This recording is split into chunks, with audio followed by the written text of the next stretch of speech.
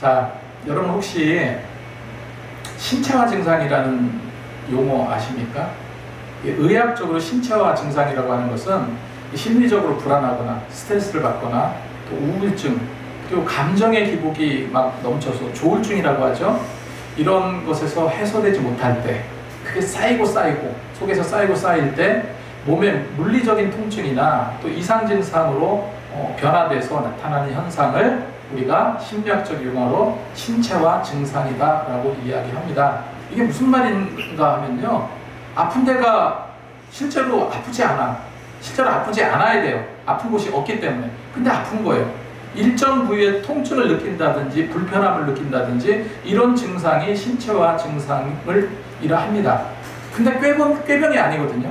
꾀병이 아니고 실제로 아픈 곳은 없는데 그 병원에서 뭐를 찍고 뭐를 조사를 해보고 해봐도 몸에는 아무 문제가 없어요. 근데 실제로 아픔을 느끼는 증상입니다. 여러분 이런 거 혹시 경험해 보셨나요?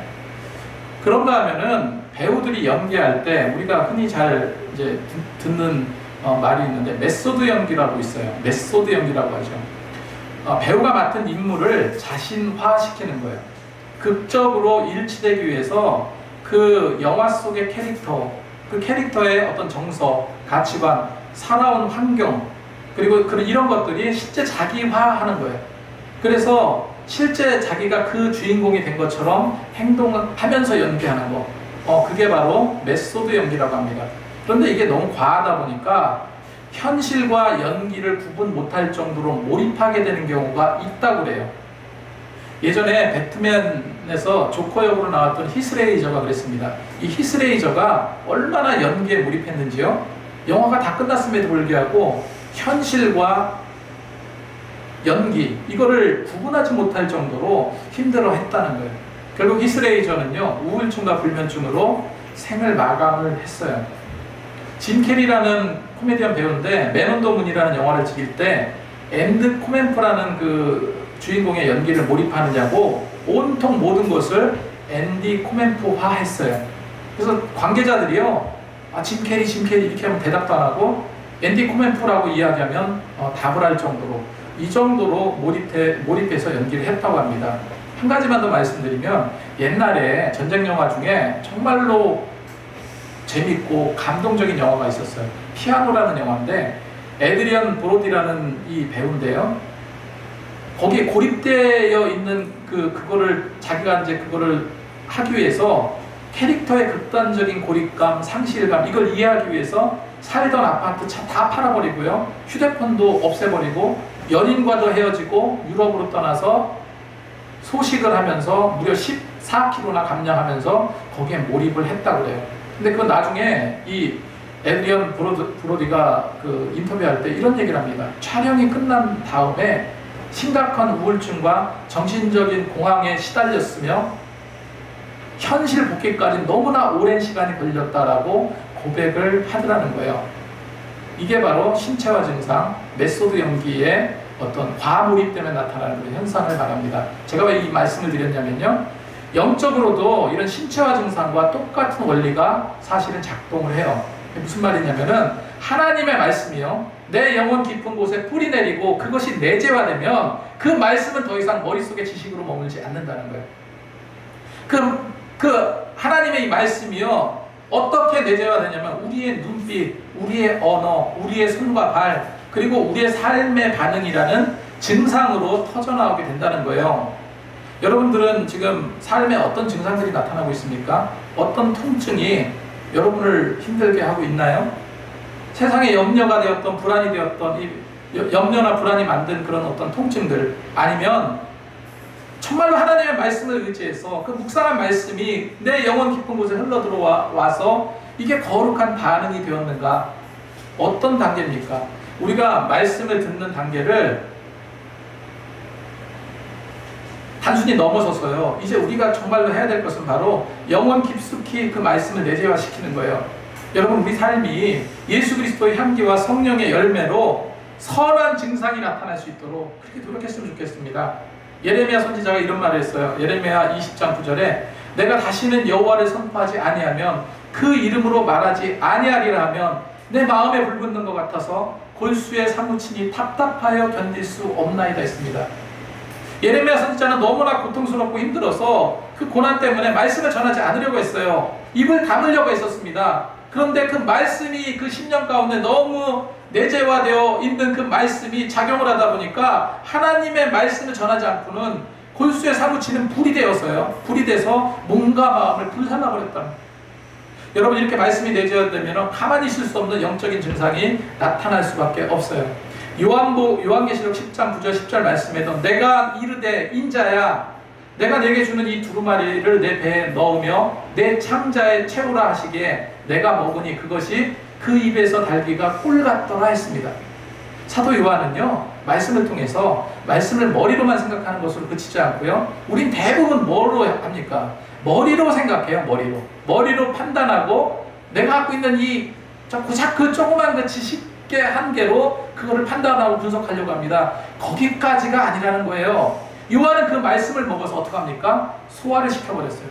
정말 꿀과 같더라 했습니다.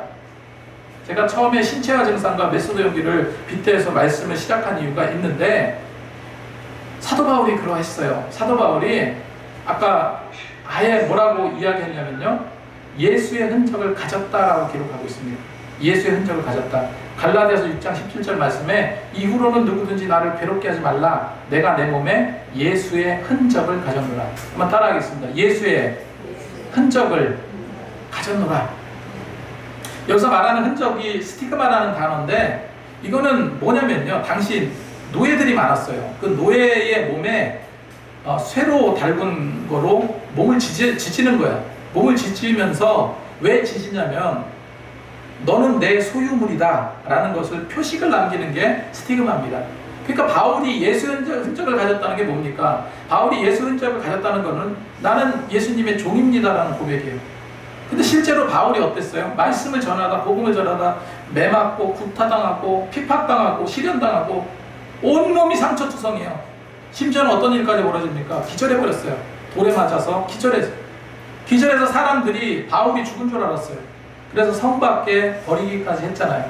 여러분, 예수로 인한 그 많은 상은 바울은 이것을 자랑스러운 스티그마, 예수의 흔적이라고 말하고 있는 거예요. 여러분, 바울처럼 이런 예수 그리스도의 흔적이 남기를 원합니다. 예수님의 증상이 나타나기를 간절히 소망해요. 이 하나님의 말씀인 성경 말씀이 내 거가 되는 그런 과정들 제가 생각을 해봤거든요. 첫 번째가 어떤 단계냐면은 말씀을 채우는 단계예요. 지금 우리 말씀을 듣고 있습니다. 어거지로라도 말씀을 머릿속에 집어넣고 있는 단계. 그냥 이해가 안 가도 아멘, 할렐루야, 아멘 하고 받아들이려고 애쓰는 단계. 세상의 염려가 아닌 하나님의 말씀을 내 영혼 깊숙이 묵상하고 채우려는 단계가 첫 번째 단계. 자, 두 번째 단계 뭐냐면요, 말씀을 체계화하는 단계입니다. 여기저기 조각조각 떨어져서 들어오는 것을 하나하나 체계화시키는 것. 말씀이 내 삶의 지각과 감정을 사로잡고요, 거룩한 거부감, 거룩한 반응, 이것이 조합이 돼서 하나의 거룩함을 이루어 나가는 그런 단계. 그래서 성경은 뭐라고 말합니까? 믿음은 들음에서 난다. 할렐루야. 믿음은 들음에서 난다. 무엇을 듣는 겁니까? 지금 하나님의 말씀을 우리는 지금 듣고 있습니다. 믿음은 여기에서부터 시작되는 겁니다. 세 번째가 어떤 단계냐면요, 내 심령의 증상으로 나타나는 단계예요. 아까 신체화 증상, 메소드 기억하시기 바랍니다. 내 심령에 쌓여가는 말씀이 증상으로 나타나는 단계.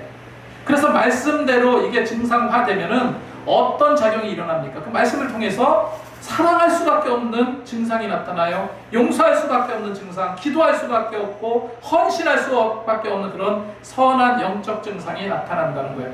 그래서 내가 가지고 있는 이 증상이 나한테서 너에게로, 교회에서 세상으로 이렇게 흘려보내는 체험의 단계, 그 단계까지 이르기를 간절히 소망합니다. 이것이 예수의 증상, 복음의 증상이에요.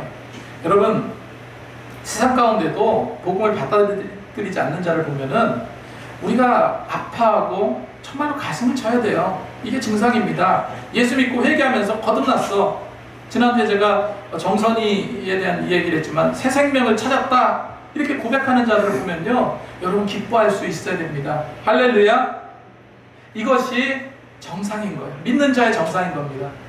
바울은 이런 영적 내재화 증상, 신체화 증상을 정말로 정말로 가장 함축적으로 잘 표현한 것이 무엇인가?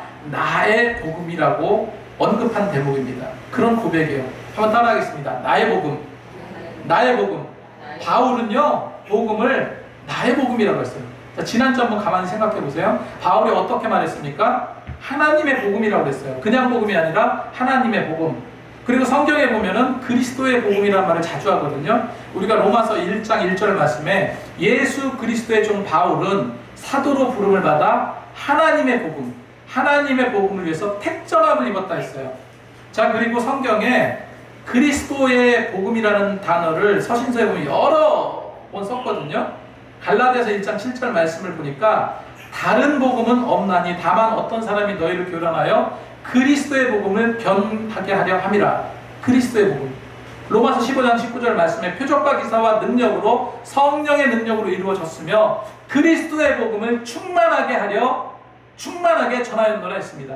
빌립보서 1장 27절에도 오직 너희는 그리스도의 복음에 합당하게 생활하라 라고 했어요. 제가 이 말씀을 읽다가 깊이 생각하게 된 말씀이 바울이 이런 말을 했는데요. 바울이 하나님의 복음도 아니고 그리스도의 복음도 아닌 나의 복음이라는 말을 했어요. 나의 복음, 나의 복음. 서신서에 3번 나옵니다. 로마서 2장 16절 말씀에 곧 나의 복음에 이른 바와 같이 하나님 예수 그리스도로 말미암아 사람의 은밀한 것을 심판하시는 그날이다. 나의 복음이라고 했어요. 로마서 15장 25절 말씀에도 나의 복음과 예수 그리스도를 전파함은 영세전부터 감추어졌다가 라고 기록하고 있어요. 그리고 마지막 한 구절 디모데 후서 2장 8절 말씀에 이 나의 복음이라는 말을 사용하는데 여기 어떻게 기록하고 있냐면 내가 전한 복음대로 다윗으로 죽은 자 가운데서 다시 살아나신 예수 그리스도를 기억하랬어요. 여기서 나의 복음이라고 하지 않고요, 내가 전한 복음이라고 했습니다. 근데 원문을 보면은 똑같이 나의 복음이에요. 해석만 이렇게 다르게 해놨습니다. 뿐입니다. 그래서 바울이 나의 복음이라고 고백을 했는데, 여러분 복음이라는 거 아까 제가 뭐라고 말씀드렸습니까? 복음은 단순히 머리로만 아는 지식이 아니라 자신의 삶과 그리스도의 고난 속에 완전히 체득되어서 내재화된 고백임을 증언하는 것, 그것이 바로 나의 복음이에요. 우리가 어떤 신앙에 도달해야 될까? 여러분, 하나님의 복음이 나의 복음이 되는 거예요. 그리스도의 복음이 나의 복음이 되는 겁니다. 세상에 많은 사람, 예전에도 말씀드렸지만요, 세상에 많은 사람들이 있어요. 그런데 가만히 한번 생각해 보세요. 그 세상에 많은 사람들이 대부분 어쩌면 99.999 이상 다 무의미한 사람들이에요. 왜? 나랑 상관이 없기 때문에. 똑같이 교복을 입고요, 똑같이 학교 다니고, 비슷한 체형에 똑같은 반에서 같이 공부해. 나이도 똑같아. 비슷한 성격을 갖고 있어. 근데 만약에 그런 아이들 중에 내 딸이 아니고 내 아들이 아니면 의미가 있습니까? 나에게? 내 아들, 내 딸 세상에 오직 한 명뿐이에요. 그래야 의미가 있는 거죠. 내가 1시간을 여기 밑에를 걸어 다녔을 때 여러분, 나와 마주치는 사람들이 얼마나 됩니까? 굉장히 많을걸요? 만약에 저기 서울 중심지에 가서, 요즘에 청계천 이런 데 좋다고 하더라고요. 네. 옛날에 가보고 안 가봤는데 거기를 한번 걸어보세요. 1시간, 2시간 걷다 보면은 수천 명, 수만 명 이상이 나를 스치고 지나갈 거예요. 그런데 그 사람들이 나와 관계가 있습니까? 아무런 관계가 없습니다. 그냥 지나가는 풍경하고 똑같아요. 하나님의 복음, 그리스도의 놀라운 복음이 있으면 뭐 하냐는 거예요. 이 복음이 나의 복음으로 흘러들어오지 않는다면은 아무 의미가 없다는 얘기입니다. 여러분이 얼마나 예수 그리스도를 자랑하고 계십니까? 얼마나 예수를 드러내고 계시냐는 거예요. 여러분 삶 가운데. 지난 월드컵 결승전에요, 하프타임 쇼가 있었습니다. 제가 마돈나를 좋아했거든요, 고등학교 때. 마돈나, 저스틴 비버, 샤키란가, 버니보이, 그리고 우리나라 방탄소년단이 나왔어요. 보셨죠? 예. 보니까 이쇼 스피드라는 그 유튜브 구독자가 나오는데 5,300만 명이래요, 구독자가. 이 사람이 방탄소년을 보자마자 막 팔짝팔짝 뛰고 엉청엉청대면서 끌어안고 뒤로 백덤블링 하면서 내가 방탄을 봤다, 이런 장면도 나오더라고요. 그리고 헐리우드 스타 톰 크루즈가 나왔는데, 톰 크루즈하고 축구계의 꽃미남 데이비드 베컴이 방탄소년단하고 사진을 찍으려고 일부러 방탄소년단이 있는 곳에 직접 찾아가서 사진 같이 찍자고. 세계적인 스타 아니에요. 이런 거를 보면서 참 시대가 많이 바뀌었구나 하는 생각이 들었습니다. 무대가 굉장히 화려했어요. 10몇 분 동안 진행되는 가운데 다 너무나 멋진 무대였습니다. 근데 그 중에 저는요, 저스틴 비버가 나오는 장면이 너무너무 감동이 됐어요. 전혀 생각지 않은 노래를 불렀거든요. 저스틴 비버는요, 알다시피 방탄소년만큼이나 인기가 많은 글로벌 스타예요. 슈퍼 팝 가수입니다. 그런 가수가 전 세계 수십억 명 이상이 시청하는 월드컵 하프타임 쇼에서 어떤 노래를 불렀냐면요, 자신의 많은 히트곡이 있는데 그런 갖다 뒤로 팽개쳐 놓고요, 가스펠송을 불렀습니다. 제목이요, Everything Hallelujah. Everything Hallelujah. 제가 이 노래가 뭔지 검색을 해봤어요. 그랬더니 2025년도에 스웨그라는 앨범에 수록되어 있는 곡입니다. 히트한 곡은 아니에요. Everything Hallelujah, 언제나 할렐루야, 늘 할렐루야, 이런 뜻인데 제가 가사도 찾아보니까 너무 은혜스러워요. 길을 잃은 것만 같았던 지난날 속에서 당신은 언제나 내 곁에 빛을 비춰주셨죠. 작은 걸음조차 혼자가 아니었음을 이제 알아요. 모든 스쳐가는 바람에도 내 흘린 눈물과 웃음 속에서도 삶의 모든 순간이 그저 감사이자 축복일 뿐. 그렇게 할렐루야, 후렴 부분은요, 그냥 Everything 할렐루야예요. Everything 할렐루야, Everything 할렐루야, Everything 할렐루야. 그러다가 마지막에 개사를 합니다. It's the World Cup 할렐루야. 월드컵에도 할렐루야. 너무너무 멋지다는 생각이 들었어요. 저스틴 비버가 기독교 집안에서 자랐다고 하거든요. 그런데 오랫동안 약물 중독과 방탕한 생활을 했어요. 그렇게 방탕한 생활을 하다가 주님 앞에 무릎을 꿇었어요. 이후에 방송에서 인터뷰를 하는 것을 봤는데 뭐라고 고백하냐면요, 19살 때부터 자기는 약물에 의존해왔다. 심각한 방황, 심각한 우울증에 시달렸다. 세상 모든 것을 다 가졌지만 그 어떤 것도 내 삶에 의미를 주지 못했다라고 고백을 했습니다. 한 가지 더 말씀드리면 2017년도에요. 지금 방탄소년단이 글로벌 공연을 하잖아요. 엄청난 공연을 하는데 그런 공연을 기획을 하게 됩니다. 근데 이런 엄청난 투어에 비버가 갑자기 글로벌 공연을 중단을 했어요. 그 이유가 놀라웠어요. 뭐라고 중단을 왜 시켰냐면 자신의 영적 건강을 돌아보고, 우리가 한번 상식적으로 생각해보면 우리는 믿음의 높낮이가 항상 있어요. 어느 때는 할렐루야 하면서 하나님을 찬양합니다. 막 그냥 구름에 뜬 것 같은 삶을 살다가 어느 때는 다운돼가지고요, 도대체 내가 왜 예수를 믿어서 이렇게 고생했고, 이런 생각도 할 때도 있잖아요. 저스틴 비버가 영적으로 다운됐었나 봐요. 자신의 영적 건강을 돌보고 하나님과의 관계를 바로 세우기 위해서 중단한다, 이렇게 선언을 했던 겁니다.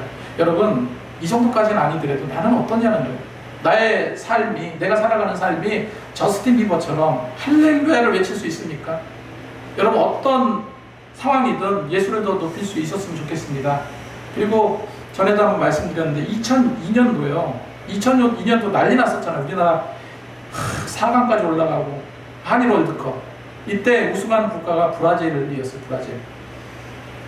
너무너무 대단했습니다. 근데 그때 브라질이 독일하고 경기를 하는데요, 2대0으로 이겼어요. 그러니까 우승을 하니까 다 무대 광장으로 다 선수들이 뛰어와서 막 팔팔 뛰고, 그런데 이들이 무대 안으로 다 몰려들어서 뭘 했냐면 둥그렇게 둘러앉았습니다. 그리고 기도를 하기 시작합니다. 근데 제가 봤을 때 그냥 기도가 아니라 통성 기도였어요.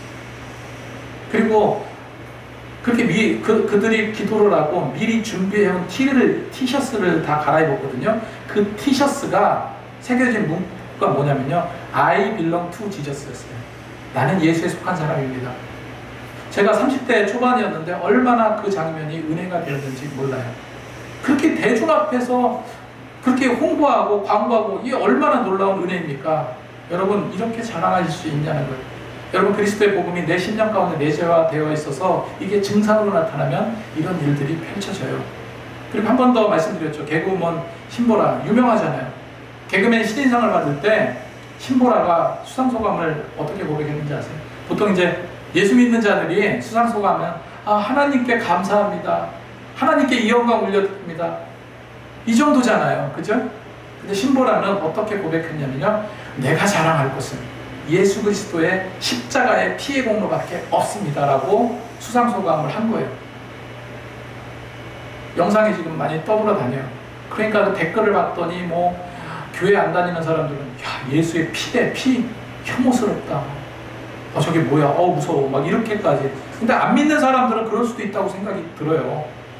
여러분, 교회 간증 집회도 아닌 이 곳에서 연기 대상을 받으면서 한 소감이 예수 십자가의 피의 공로를 자랑한다. 놀라운 거 아닙니까? 여러분, 하나님의 복음이, 그리스도의 복음이 나의 복음이 되길 원합니다. 두 번째로 복음은요, 믿는 자에게 구원을 주신 하나님의 능력이라고 했습니다. 16절 말씀을 보니까 내가 복음을 부끄러워하지 아니하노니 이 복음은 모든 믿는 자에게 구원을 주시는 하나님의 능력이 됨이라 했어요. 당시 로마 사회는요, 명예를 굉장히 중시했어요. 수치스러운 일, 이런 일은요 굉장히 꺼렸던 그런 문화였다고 합니다. 그런 문화였는데 더욱이요, 십자가에 죽었어, 십자가에 처형됐어, 가장 비참하고 수치스러운 형벌을 받았네. 십자가에 못 박힌 유대 청년, 30세 유대 청년이 세상을 구원할 구세주라고 이렇게 선포하는 것 자체가 당시 로마에 살고 있는 유대인 지식층들에게는요 웃음거리밖에 안 되는 거예요. 로마에서 예수 믿으라 복음을 전한다는 자체가요 어떻게 받아들여졌냐면 수치스럽고 치욕적인 행동으로 여겼다는 거예요.